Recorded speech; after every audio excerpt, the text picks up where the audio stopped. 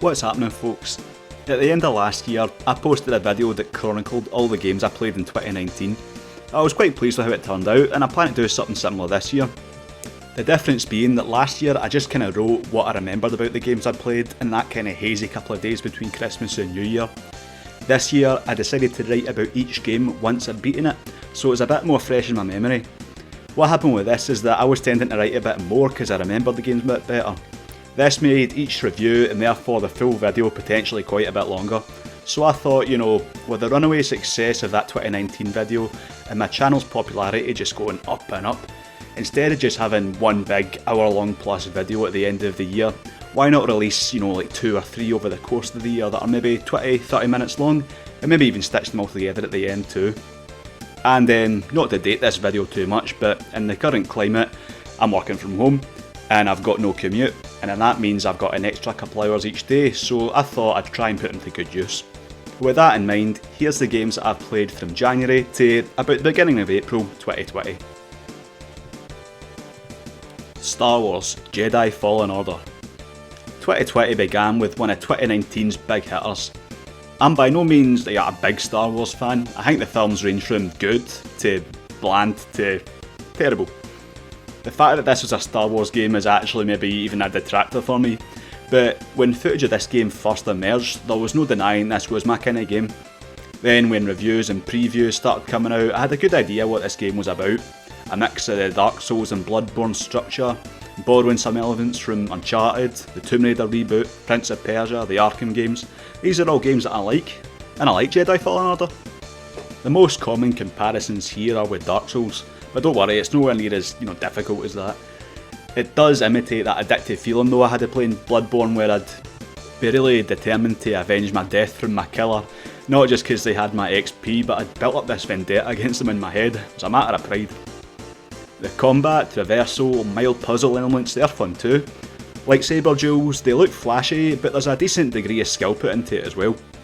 The problem is, when you're making a game that so clearly borrows from others, it can start to feel a bit predictable, a wee bit vanilla. Making my way through the game, I found myself thinking, oh, here's the obligatory skill tree. Here's the path that's blocked just now, but it won't be later, because just now it's going red, later it's going blue. Here's a boring flashback for exposition. Here's the bit where I'm climbing a wall and the ledge breaks. Here's my crewmates and the typically stoic one and the one that looks like Polly from The Sopranos. Look, he's even got a tracky like him as well. Here's my version of the Dark Souls bonfire. Here's the appendix, you get the idea. The story didn't really grab me much either. I got a bit invested in the last couple of hours, but I found the lead up to that fairly dull. The fact that I'm not a Star Wars fan obviously doesn't work in its favour here, so bearing in mind this was coming off me finished Red Dead 2 as well, which was one of my favourite ever gaming stories, and I could see a proper Star Wars fan getting a lot more satisfaction out of this, so I think it's maybe a bit unfair for me to be too harsh in the game in this respect. What I do think I can be harsh on though are the graphics and overall polish of the game. It sounds strange considering this is a game developed by Respawn and published by EA. I know EA are far from perfect, but their games, particularly the Star Wars Battlefront games, they look nice.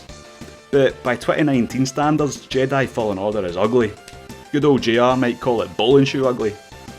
It's pretty hard to believe a game like The Order 1886 came out nearly 5 years before Jedi, and we'll just look at it.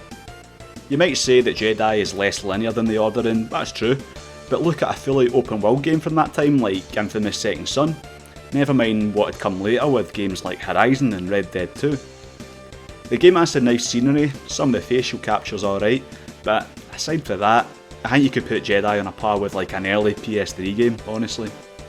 It doesn't stop there either. There's constant glitching with the NPCs and enemies popping out from nowhere. There's lots of clipping. The game hard crashed on me too towards the end when I'd not saved in a while. Aye, that was a riot. Bearing in mind though, this was on a PS4 that I got at launch in 2013. It might look a bit better on a PS4 Pro or an Xbox One X. But a lot of these complaints are ones that could have been resolved with more development time, I think. Jedi is sold really well, and that's something we should celebrate. After all, this is a fully single player game with no microtransactions and no season pass. This means we're more than likely to get a sequel, and this is one of those games where I think a bit more time and money could work wonders. And remember, I'm not the target audience for this game considering I'm not a Star Wars fan, and I still liked it, so here's hoping for the future. the Hong Kong Massacre. This is one I'd had my eye on from when I first saw a trailer for it a few years ago, I think. It looked like Hotline Miami through the eyes of John Woo, with a generous pinch of Max Payne as well. Hong Kong Massacre has you going through dozens of linear levels, and the aim, just like Hotline Miami, is to just kill everyone that you see.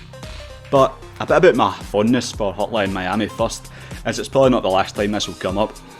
These are two of my favourite games to play on the PS Vita. My hands cramp up a bit too easily to play the Vita much nowadays, but back in like 2013, 2015, I could sit there in a trance for a good 3 hours. My ears exposed to guys like Carpenter Brute, Perturbate or Mega Drive for the first time. In retrospect, I probably love the soundtrack even more than the game itself, but there's no denying it was a really stylish, satisfying shooter to play too. Remarkably, it even made good use of the PS Vita's touchscreen. How many Hungarians can say that, eh? Hong Kong Massacre is definitely trying to ape Hotline Miami's style here, and who can blame them? It does shake things up a bit though, with two moves, dodging and slowing down time. These two features are a really welcome assist actually, particularly since there's no lock-on like there is in Hotline Miami.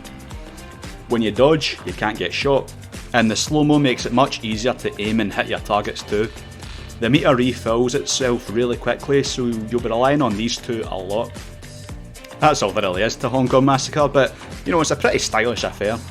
About halfway through the game, I thought to myself, you know, this is really one note, but it's a really good note, you know, like Rain and Blood or The Chronic. Most of the songs on those albums sound the same, but they're bloody good albums, you know. But towards the back end of the game, this note did wear a bit thin. Hong Kong Massacre took me about 7 or 8 hours to complete, and I think I could have done with it being more like 4 or 5. The turning point for me was when I came across enemies with bulletproof vests who take 2 shots to kill. And this meant you couldn't just, you know, pop on the slow motion and dispatch every target one by one. With these guys, you know, you shoot them and then you have to wait because they dive and then they get back up and then you shoot them again. It kind of just completely derails the momentum of the game, and it definitely makes it more difficult, but it's just not in the right way. There's a few technical issues too, none that really get in the way, but they're noticeable nonetheless. Screen tearing, clipping, ragdolling. The cutscenes are really like artifacted, like a WrestleMania match on Dailymotion or something. So anyway, putting that to the back of your mind, if you like the sound of most of what I said so far, I would say wait until Hong Kong Massacre's about £7 or £8. Play it till you get to those bulletproof vest guys, walk away. You're not missing out much of a plot anyway. Bear in mind though, this is the developer of Rezgy's first game, and I can't imagine the budget was particularly high. I think it was only 2 guys as well.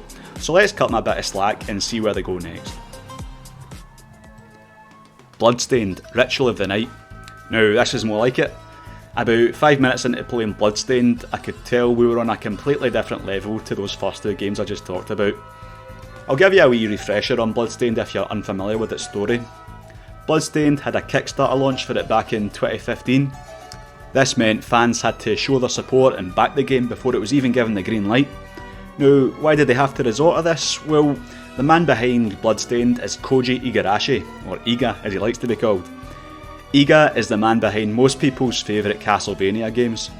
Iga worked at Konami as a programmer, and it was with 1997's Symphony of the Night where he really made his name.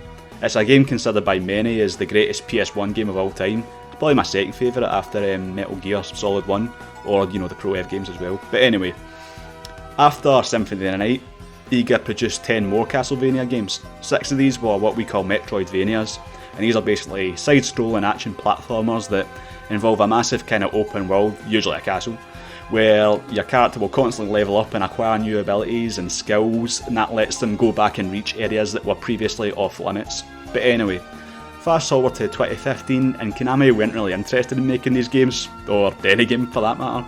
So Iga took to Kickstarter with the aim of raising $500,000, and that took 4 hours. It made $1.5 million in its first day. If you don't end up playing this game, right, at least just go and watch the original Kickstarter pitch. I'll include a link in the description, it's brilliant. So anyway, Bloodstained was good to go, but we still had to wait a good 4 years. Now, when I think of Kickstarter games, the 3 big hitters that come to my mind are Mighty No. 9, aka Mega Man, Shenmue 3, and Bloodstained, aka Castlevania. Mighty No. 9 was by all accounts a bit of a disaster. Shenmue 3 definitely pleased some of its die-hard fans, but overall got kinda so-so reviews, so we're not talking about like a perfect batting average when it comes to these Kickstarter games, but Bloodstained is brilliant. The game doesn't reinvent the wheel or anything when it comes to action platformers, but if you've played Symphony of the Night or Iga's other Vania games like Dawn of Sorrow, Portrait of Ruin, Circle of the Moon, you'll be instantly at home here. You know, you cut about a massive castle, fighting these big creatures and bosses, constantly levelling up, gaining new abilities, weapons and techniques, looking for secrets, finding the next save room and then rinse and repeat. When I talked about Link to the Past last year, I mentioned backtracking as something I didn't like in that game. There's actually loads of backtracking in Bloodstained too, but I find the overall combat and traversal so much more fun and varied, coupled with the fact that you're always levelling up too, so it never feels like you're just wasting time. I think that's the difference. It used to be the case where Iga was one of the only places we could get our Metroidvania fix, but after that indie game explosion of about a decade ago, we've got a lot more choice than before. I love games like Shovel Knight, Axiom Verge, and especially Guacamelee 1 and 2, but at the end of the day there's only one Castlevania, isn't there? And I think Bloodstained is likely as close as we'll get for a good while. If I had to compare Bloodstained to one particular Igarashi game, I think it'd be Dawn of Sorrow on the DS. That had a similar absorbing enemies' abilities mechanic, and also the same kind of anime art style. Now I definitely prefer the pixel art gothic style of Symphony of the Night as opposed to the 2.5D that Bloodstained has, but Bloodstained's still a really pretty game, and overall it's a refinement of all of Igarashi's earlier games, making it a bit more user friendly in the process. You know, there's no going back to the main menu screen every time you die like in Symphony of the Night, or there's no having to draw a seal with your stylus or something to beat a boss like Dawn of Sorrow. And you can also tell it was such a labour of love and a real passion project for Igarashi too. It's nice to see all the stretch goals they've got in here, whether it's the colourful characters who back the game having their likenesses on the poltergeist paintings throughout the castle, David Hayter, aka Solid Snake, lending his voice to one of the main characters, or if you paid enough money, even having a special message of your choice in the game's sound test menu. Besides a couple of technical issues, some slowdown, some of the voices are oddly quiet, there's not really anything I can fault this game on. I'd say the soundtrack, while very well made and technically proficient, doesn't quite hit the heights of the older Castlevania games, or even Bloodstained's 8-bit predecessor, Curse of the Moon, which was itself a stretch goal, but I'm nitpicking here. I remember about halfway through the game, I was already looking forward to my second playthrough. You know, that's always a good sign. I just feel a bit bad that I never backed the Kickstarter in the first place. Alright, now I've got 3 kind of quickfire reviews for you. 3 games that you can beat in one sitting that I played over the space of a few days. Now if you're into retro games, you'll know that the Neo Geo and its games were extremely expensive back in the day, and I can only imagine they've gone up and up in price since then. They look great though, they're so unabashedly 90s. PSN has all these Neo Geo games that you can buy individually. I'd always wish they'd bring out a collection or something, but it just doesn't seem to be happening, and even at about £5 each, buying a lot of these games would soon stack up. Every month I'd see stuff like The Witcher, Battlefield, FIFA, Red Dead, Spider-Man forever on sale, but no movement on these old Neo Geo games, you know, that's all I wanted. But in February, some of these games finally did go on sale and down to that magic £2.50 price point. So first, we've got Metal Slug. Metal Slug's a run and gunner that originally came out in 1996. It's good arcade fun. It's beautiful too, just look how big and animated those sprites are. It's the kind of thing that just doesn't age for me. Nice music too, it oddly reminds me of the old ISS games on the Super Nintendo, but aye, Metal Slug. Then we had Super Sidekicks. Speaking of old football games with ISS, here's Super Sidekicks. I had a fun afternoon playing this. Don't think of it really as a football simulation though, it's just an arcade game, you know, you play for about 5 minutes and eventually you lose to Germany. Loads of charm, but ultimately pretty shallow. By all accounts, the sequel is better, but that's still £5, you know, I'm not made of money, I work in a call centre. I realised when I watched my review of 2019 back, I used the words nostalgia and nostalgic an awful lot, but I get a nostalgic feel when I play these two. It's like, you know, being in an arcade in Cyprus and Spain or something when you're like 10 on your summer holidays with the blaring music and sound effects. Good all round stuff. 1980X, not a Neo Geo game, this is something a bit different. I'd never heard of this game before, but that kind of blind buying philosophy worked out quite well last year with Beat Cop, and it's something I want to do more. So, like I said, I'd not heard of this game until I was watching a video by Slope's Game Room, linked in the description, about 4 games that you should play before Streets of Rage 4 comes out, and that game, I'm looking forward to that one. And 1980X was one of those games. I think this might be the ultimate style over substance kind of game. It's just 5 mini-games with a kind of overarching plot linking the 5, but basically you've got Beating Heart, that's your Streets of Rage clone, Out of the Void, like a horizontal shmup like R-Type or something, The Runaway, that's like Outrun, Shadow Play, it's like Shinobi. This one's actually really fun, and it has music from the legend Yuzo Koshiro too. I'd play a full game of this. And then finally you've got Kill Screen, like one of those old first-person dungeon crawler things. I can't think of the name of one for now, but you know what I mean. And most of these are pretty fun, but it's over in about an hour. The story didn't really do much for me either. It's a kind of cliched coming-of-age tale, but the game is just dripping in atmosphere. I mean, just look at how beautiful those sprites are. Listen to that music.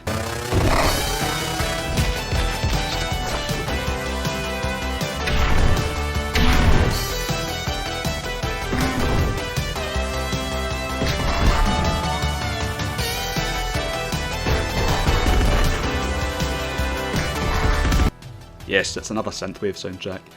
This game cost me about £8, which you could rightly say is a bit steep, but you know, a few weeks before that, I think I'd paid that for like a double vodka and coke, so it's kind of all relative. Yakuza Kiwami 2.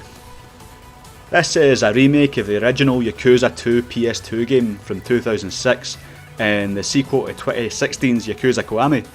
That game was a remaster of 2005's Yakuza, which I recovered last year. Whew. Anyway, in the first few hours of this game are where I think, oh man, there's so many games to play, do I really want to put another 30 hours into another Yakuza game? And then by about hour 4, I'm hooked again. I think by now I know what I'm getting into with the Yakuza games. It's like an old pair of slippers. I play about one of them a year. They take me about a month to beat. I don't play them loads. There's essentially games I can relax to. I know I'm not going to get a cutting edge open world or the deepest fighting system either, but I do know I'm going to get a plot that for me is much more gripping and involving than most of the other games out there, and a game that's genuinely funny. Yeah, Yakuza is genuinely funny. I laugh at it more than I do at most TV shows. You know, I think comedy's so hard to do in games, and I kind of cringe when I see stuff like Stephen Merchant in Portal 2 or the stand-up comedy in GTA 5. Don't get me wrong, they obviously do try to be funny and wacky in Yakuza as well, but a lot of it is so effortlessly funny. The way characters will grunt when they're talking, or a certain look they'll give, or the way that the character's name might change depending on the situation. You know, you might confront a couple of muggers, and their victim's name will be something like Troubled Girl. Then once you've dealt with the muggers and talked to her again, her name will change to like Formerly Troubled Girl, just, you know, stupid stuff like that. I think kind of daft, subtle things like that are so much more suited to games than trying to ape the comedy style of a TV show or film. I mean, I love Stephen Merchant, but the Portal stuff just doesn't work for me. There's obviously tons of cartoonish humour as well in Yakuza, and I'm a big fan of that too. But once again, Yakuza Kiwami 2's story is about a power struggle with the Japanese mafia, but this one also throws in the Jingwon mafia from Korea as well. There's a kind of a flashback at the start of the game which acts as a spine of the story, and that gets further and further fleshed out the deeper you get, and I really like this as a storytelling mechanic. And when the time eventually comes when I've played all these games, I think that element of Yakuza 2 will help it stick out in my mind a bit further down the road. But I don't want to get too deep into the plot here. I would say there are some pacing issues. I didn't find the story as immediate as Yakuza 0 or 6. And then once the story does get going and you're getting invested in it, all of a sudden you need to stop for an hour and learn about managing a hostess club. And then a while later the same thing happens with like a clan creator. I can't even remember. But don't get me wrong, I love the hostess club stuff, but I'd rather tackle that in my own time without it completely derailing the story. I get why they did it though. They want people to play these modes, so they kind of don't give you a choice to play them if you want to beat the main story. Now, whenever you hear praise of the Yakuza series, the sub-stories inevitably get brought up, with Kiwami 2 being no different. I think one of my favourite ones in this one was, it involved a possessed videotape, a lot like The Ring. Kiryu's been cursed by this demon girl in a videotape, and unbeknownst to him, it looks like he's about to succumb to this demon, and I thought this would carry on to a point where you need to battle the demon and to remove the curse or something, but nah, Kiryu just accidentally drops the tape and the curse is broken. And obviously you can make your own fun too. Towards the end of the game, Kiryu's been shown his adopted daughter Haruka around the bright lights of Kamurocho, You know, at this point I really should have been moving on with the story as things were getting pretty critical, and all she's usually after is something to eat or something from the pawn shop. But all of a sudden Haruka wanted me to beat this bingo golf thing. I didn't want to let her down, so we go to the driving range and I tried for about an hour to beat this game because, you know, I wanted to win it for her. It didn't work out in the end. I couldn't beat it and took my anger out on a bunch of loiterers outside. But the point is, there's never been a game for me that does serious and goofy in such a good synergy. So like I said last year, another thoroughly decent Yakuza game.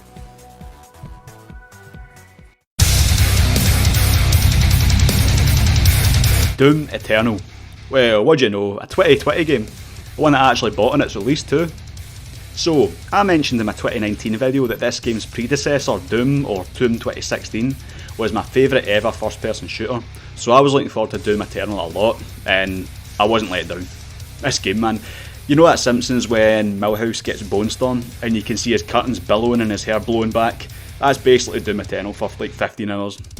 This game is like so intense and it gives you such an adrenaline rush, you almost feel like you need to stretch before and after you play. I'd be playing Doom Eternal for what felt like 3 hours or something, only look at the clock and only seen like an hour had passed. That sounds like a bad thing, but I don't mean it that way.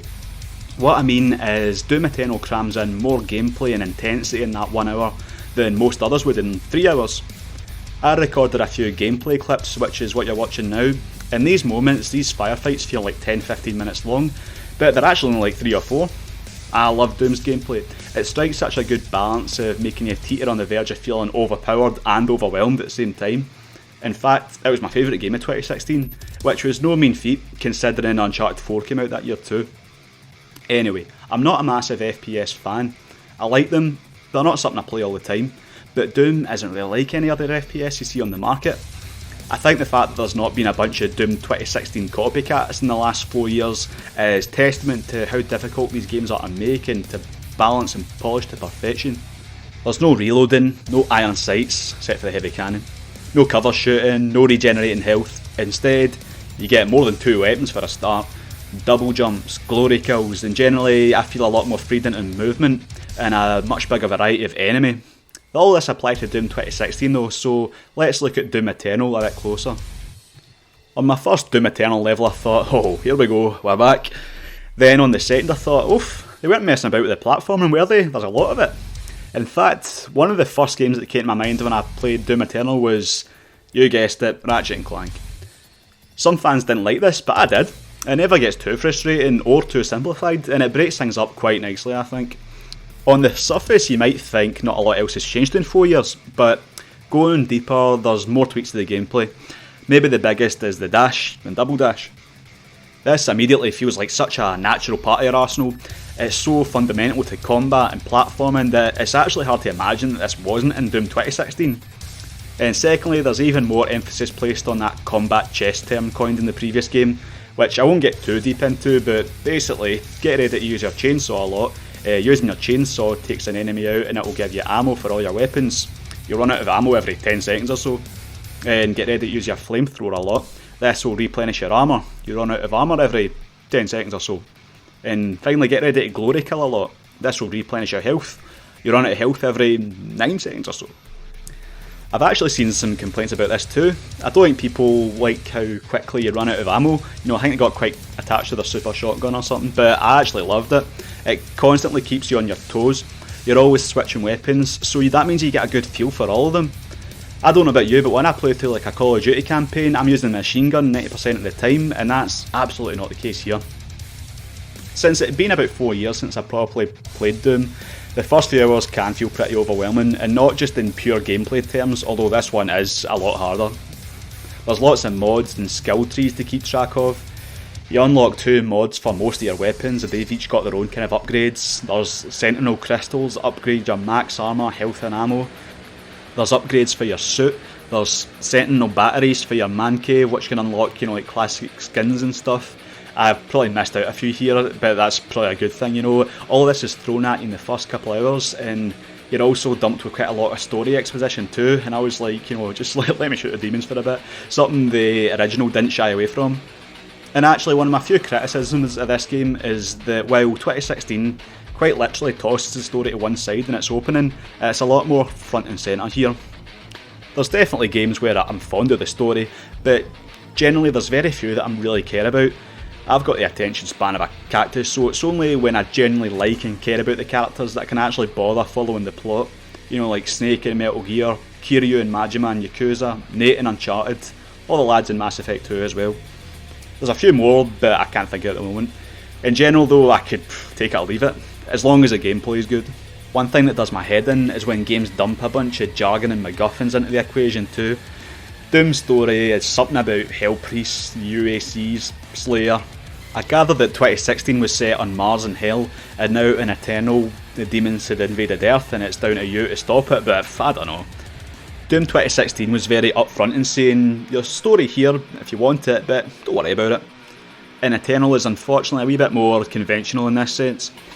There's even cutscenes, where 2016 was quite insistent on remaining first person the full time. Honestly though, it's only a minor gripe, we're not talking about like Final Fantasy or anything here. And then, the further I got into the game, the more my initial concerns kind of melted away. For my money, the only game that has gameplay on a par with Doom this generation is Metal Gear Solid 5. I think I've just got a thing for games that are 60 frames per second or something. But that's a completely different type of game. For a pure action game, I think nothing comes close. So much so that as soon as I beat this game, I went back level by level, getting all the collectibles that I'd missed. I like what the game does here too. Once you're at the end of a level, you unlock fast travel.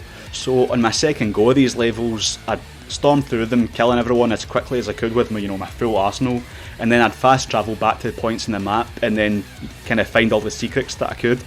All the enemies are dead at this point, so it turns into more of a first person puzzle platformer. It's actually pretty chilled out. Yeah, Doom can be chilled out. And this wouldn't be a Doom review without talking about its soundtrack either.